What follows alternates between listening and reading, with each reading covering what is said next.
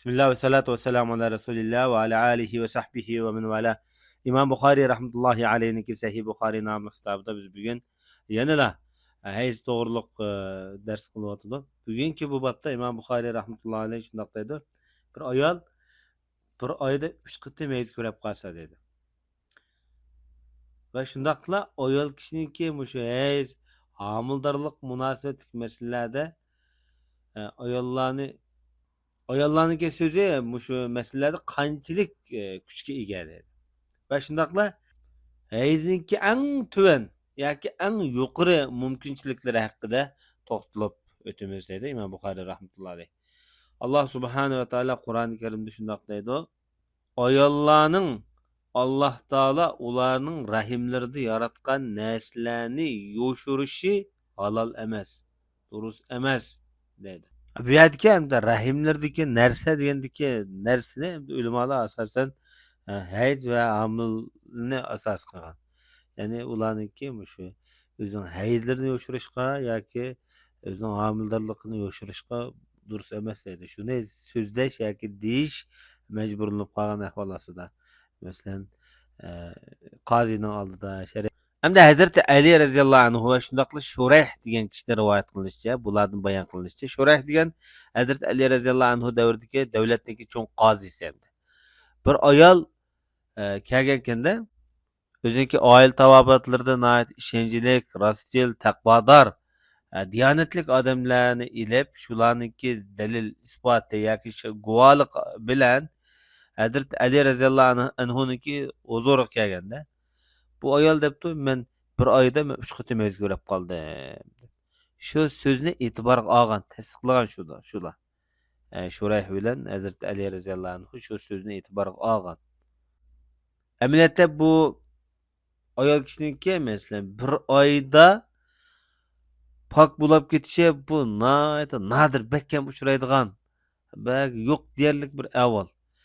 Ko'pincha bir oyning ichida masalan ayol kishi 5-6 kun yo 7-8 kun hayz ko'rsa qilsa, buniki poklik muddati 15 kun bo'lgan taqdirdami, ya'ni 27 kun, 28 kunda bir oylanadi. Bunda bo'lgan vaqtida ya'ni 50 kundan oshadi. Ya 70 kunga bordi. Mush vaqtda bir qitim iddat to'shdi degan gap taloq qilingan ayol. Lekin ma ayolniki iddati bir oydan to'shgan gap. Undaqda bu nima deganda, masalan bu ayol bir kun hayz ko'rgan bo'lsa, odatda bu ayolniki hayz muddati faqat bir kun ekan. Masalan 13 kun pok holat yursa, 2 qitimliq pokligi 13 kundan 26 kun bo'ldi. Bir oyda undaqda bu 3 qitim hayz ko'rgan bo'lsa 3 kun, bir kundan 3 qitim hayz ko'rgan bo'lsa 3 kun, 26 kun, 29 kun. Demak bu 29 kunda bu pok bo'ldi degan gap bu. Ya'ni bir oyda pok bo'ldi degan gap. Bir oyda undaqda taloq qilingan bu ayolniki iddat to'shdi degan bo'ladi. Bu nadir ahvol lekin. İmam Ato degan olim shundoq deydi, bu ayolniki aqrolari mukammal bo'lgan, aniq bo'lgan deydi. Bu yerdagi aqro degan yoki hayzni ko'rsatadi yoki pokizlikni ko'rsatadi. Demakchi bo'lgani, masalan bir ayol taloq qilingan bo'lsa, bu ayol ya'ni 3 qur'ini to'liqlash kerakda. 3 qur'i degan ulamolarning nazarida ya poklikni asos qilgan va yoki hayz holatni asos qilgan. Müşahede yani 3 qur'i to'liq qilinish kerak, tamom bo'lish kerakda. Demakchi bo'lganim, İmam Atarazi rahimahullah'niki bu yerda o'ziniki qur'lari o'z pet bo'lgan degan so'zi. Mayli u 3 hayz bo'lsin, mayli 3 to'g'ri bo'lsin, pokizlik bo'lsin, bu shu mukammal bo'lgan, ya'ni bir oy ichida mukammal to'shqan demakchi. İbrahim'in Naxai bo'lsa kerak va Ato, bular shu o'z davridagi faqihlardan. Bir hayz, masalan hayzning muddati 1 kundan tortib 15 kungacha. Mu'tamir degan olim dadasidan rivoyat qilib deydiki, men Ibn Sirindan so'ragan edim dedi.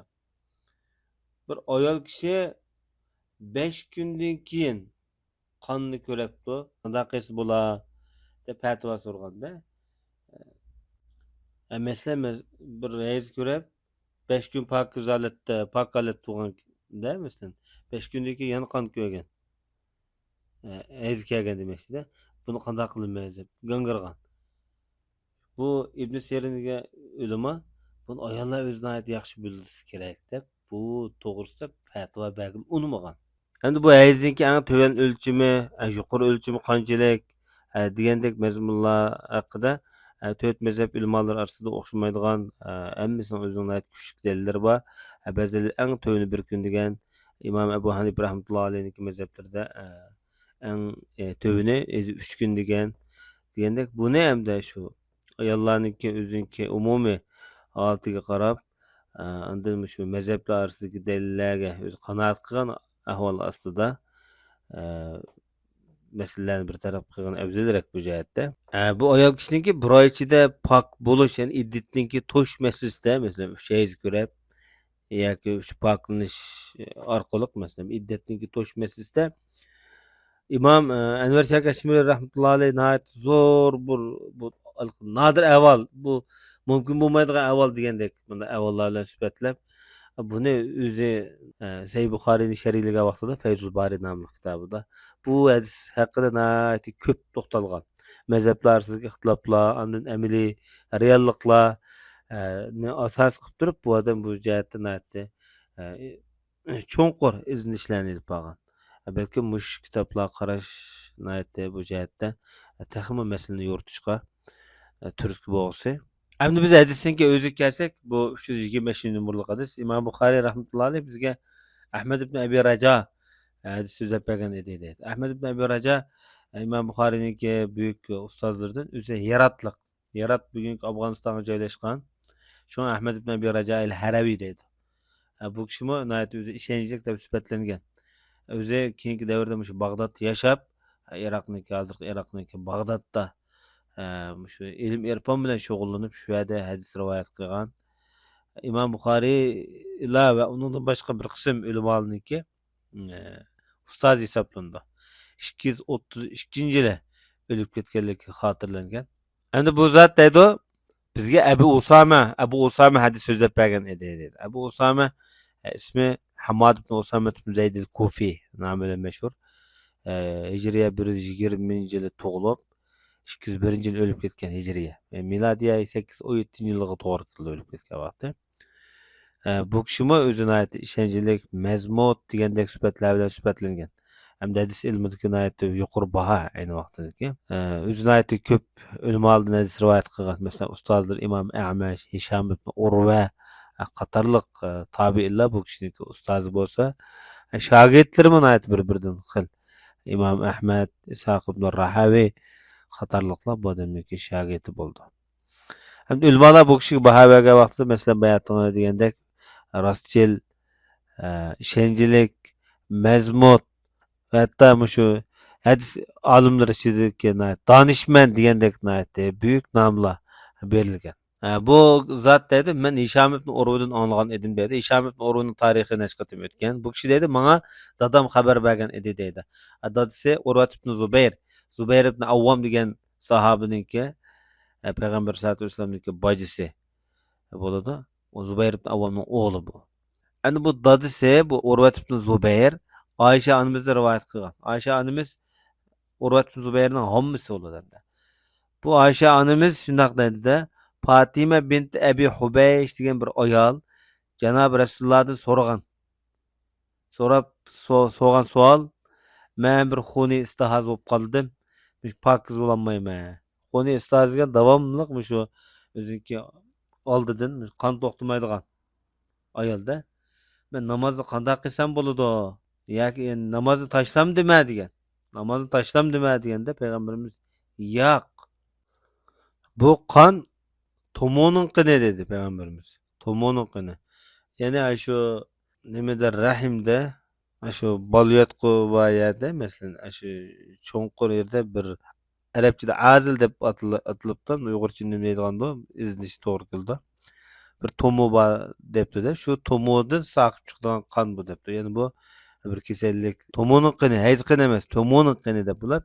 Lekin namozni siz davomli odatda hayz ko'radigan kunlarni xiyol qilib, taxmin qilib turib, namozni shu vaqtda tashlang. Ondan jo'nib namozingizni o'qing deydi. Masalan, bir odam Bir ayol oyniki mında vaqtida, mesela falan oyning mında vaqtiroq men ya 25'te ya 28'de men odat ko'rtingan bo'lsa, 5 kundan ko'rib kelgandim dedi. Shu 5 kun shu payt kelgan vaqtida taxmin qildi-da buni. Qiyos qilib shu vaqtda tashlaydi, qolgan vaqtida yana namozni davomlashtirdi. Demak, mushtaqiliq tomirniki qiynamush kasal hadis yuz berishdan burun odatda normal bo'ladi-da ayol kishi. Daimlik yani 2 yıl ya 1-2 yıl işte adette her ayda ez ko'rgan muddat oldu. Keyin tasodifiy turli sabablar tufayli bunday kasallik bo'lishi mumkin da. Shu kasal bo'lmagan holatdagi ahvolni hisoblab turib namoz o'qing demoqchi. Va sallallohu ala nabiyina Muhammad va ala alihi va sahbihi ajma'in.